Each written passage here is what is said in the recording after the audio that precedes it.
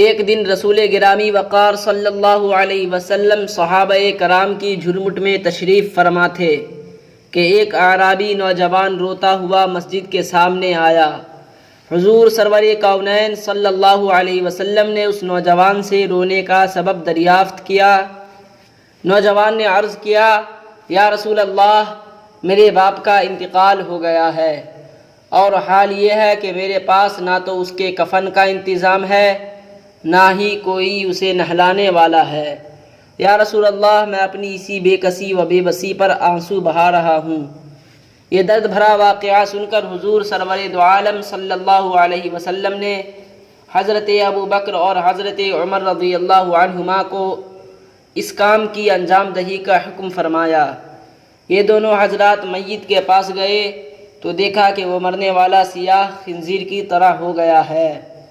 یہ عبرتناک و حیرت انگیز صورتحال کو دیکھ کر وہ حضرات نبی کی بارگاہ میں حاضر ہوئے اور عرض کیا، یا رسول اللہ، وہ تو سیاہ خنزیر کی طرح ہو گیا ہے، ہم اب کیا کریں؟ جب سرکار دو عالم صلی اللہ علیہ وسلم نے یہ سنا تو خود میت کے پاس تشریف لے گئے اور دعا فرمائی، جس کی برکت سے مرنے والا اپنی پہلی صورت پر لوٹ آیا، اور رسول اللہ صلی اللہ علیہ وسلم نے اس کی نماز جنازہ پڑھائی۔ پھر جب صحابہ کرام رضی اللہ عنہم اس کو دفن کرنے چلے تو دیکھا کہ وہ سیاہ خنزیر کی طرح ہو گیا ہے۔ تو حضور صلی اللہ علیہ وسلم نے اس نوجوان سے پوچھا، تمہارا باپ اپنی زندگی میں کیا کرتا تھا؟ اس نوجوان نے عرض کیا، یا رسول اللہ، یہ تارک نماز تھا، یعنی نماز نہیں پڑھتا تھا۔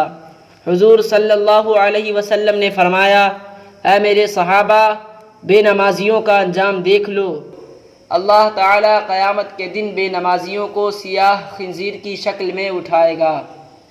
نعوذ باللہ من ذالک۔